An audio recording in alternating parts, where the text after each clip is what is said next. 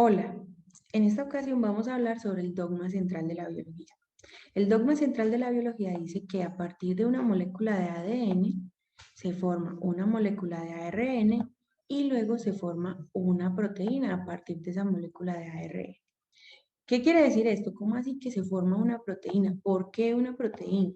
¿Qué tienen que ver las proteínas con el ADN? Resulta que las proteínas funcionan como los componentes estructurales básicos para las células.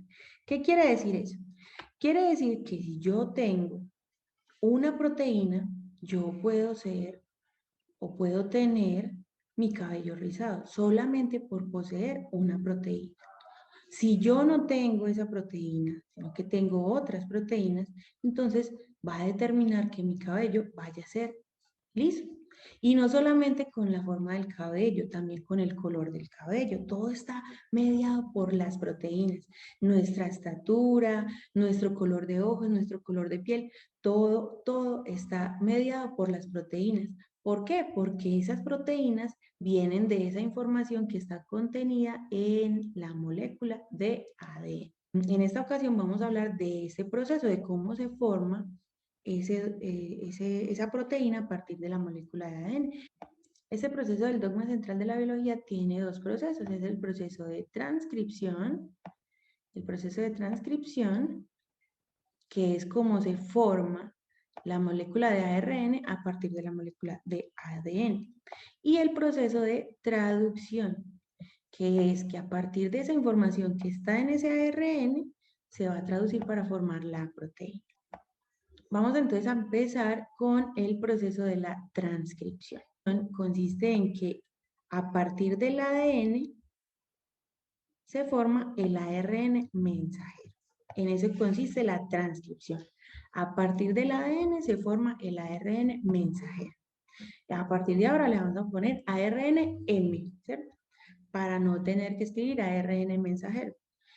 Pero esa formación de ese ARN se va a formar a partir de las bases nitrogenadas que tengan el ADN. Vamos entonces a hacer un ejemplo. Pongamos que tenemos una hebra de ADN, entonces el proceso de transcripción llega unas proteínas, desenrollan esa molécula de ADN y supongamos que tenemos varias bases nitrogenadas en una de sus hebras. Supongamos que tenemos adenina, guanina, timina, citosina, adenina se repite, timina se repite también, guanina, citosina, timina. Bueno, supongamos que tenemos varias bases nitrógenas. Entonces, en una de esas hebras del ADN, ya recordemos que el ADN es una cadena doble, ¿cierto? Supongamos que se abre y se coge una sola hebra de esa cadena de ADN. Llega el ARN mensajero y va a utilizar sus bases nitrogenadas para formar su propia cadena. Que siempre la adenina, vamos a ponerlo por acá arribita, siempre la adenina se une con la timina y la guanina con la citosina. Pero el ARN mensajero no tiene timina. No tiene timina porque recordemos que es una cadena sencilla, el ARN mensajero es una cadena sencilla. En vez de adenina tiene una cosa que se llama uracilo. En lugar de timina vamos a tener uracilo en el ARN, ¿cierto?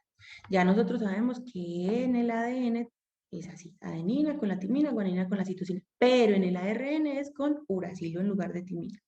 Listo, entonces ahora sí, ya teniendo en cuenta eso, ahora sí vamos a hacer nuestra cadena de ARN mensajero. La adenina se une con el uracilo, entonces lo voy a poner con la letra U. La guanina con la citosina, la timina con la adenina, la citosina con la guanina, y así sucesivamente vamos a hacer nuestra cadena complementaria del ARN mensajero. La guanina con la citosina, citosina con la guanina, timina con la adenina y adenina con uracilo. Ya se formó esa cadena de ARN mensajero, ya se formó la transcripción. En eso consiste el primer proceso del dogma central de la biología. Ahora vamos a hablar del segundo proceso del dogma central de la biología, que es la traducción. ¿Qué es la traducción? Resulta que la traducción es que a partir del ARN mensajero se forman cadenas de aminoácidos. ¿Pero qué quiere decir que se forman cadenas de aminoácidos? No, pues que era que se formaban proteínas. Resulta que las proteínas están formadas por un conjunto de aminoácidos. ¿Qué quiere decir eso? Que muchos aminoácidos, un montón de aminoácidos unidos, me van a formar las proteínas. ¿Cómo funciona la traducción? Resulta que yo tengo mi cadena de ARN mensajero. El ARN mensajero puede entrar y salir del núcleo, si estamos hablando de una célula eucariota, o está ahí mismo en la célula. Si es una célula procariota, pues está ahí mismo en el citoplasma. Ese ARN mensajero sale del núcleo y se va para el ribosoma. Y en el ribosoma llega y separa de a cada 3 bases nitrogenadas. Cada 3 bases nitrogenadas se va a formar un codón. Eso es lo que se llama como codón. Se separan esas 3 y llega una molécula más que se llama ARN transferencia. La vamos a poner ahí con la T para no tener que escribir transferencia. ¿Listo? Llega esa molécula de ARN transferencia y ve esas tripletas y empieza a buscar en el citoplasma dónde están los aminoácidos que me representen esas 3 bases nitrogenadas. Entonces, se forman un anticodón en el ARN de transferencia. Entonces, la U se uniría con la C con la G y la A con la U. Y ese sería el anticodón que está en el ARN de transferencia. Con este anticodón empieza a buscar en el citoplasma a ver dónde está el aminoácido que me va a codificar con estas 3 bases nitrogenadas. ¿Y eso dónde lo va a buscar? Lo va a buscar en el código genético. Este es el código genético. Entonces, ¿qué quiere decir? Que a partir de esos codones que están en el ARN mensajero o a partir del ARN mensajero, no de los anticodones del ARN de transferencia, no. A partir del ARN mensajero, que son los codones, se va a buscar en el código genético ese aminoácido que me va a formar la proteína. Muchos aminoácidos me forman la proteína. Entonces empezamos, supongamos en el mismo ejemplo que teníamos, que sería la U, la C y la A. Entonces buscamos la U en este primer lado, luego la C en este segundo lado, entonces debe estar en este cuadrito, y la A, que sería la serina. Entonces, ¿cuál sería la primera secuencia de esa proteína? Yo no, si quiero lo copio todo, serina, o si quiero simplemente copio el C. Listo. Seguimos con la G, la U y la A. Entonces buscamos en el código genético la G, entonces está aquí en esta línea, la U, o sea que está en esta columna, la G, la U y la A, que sería la valina. Entonces se formaría el aminoácido o se uniría el aminoácido valina. Luego sería la C y la G. Y así sucesivamente se va formando esa cadena de aminoácidos para terminar con la proteína. La C y la G sería la prolina,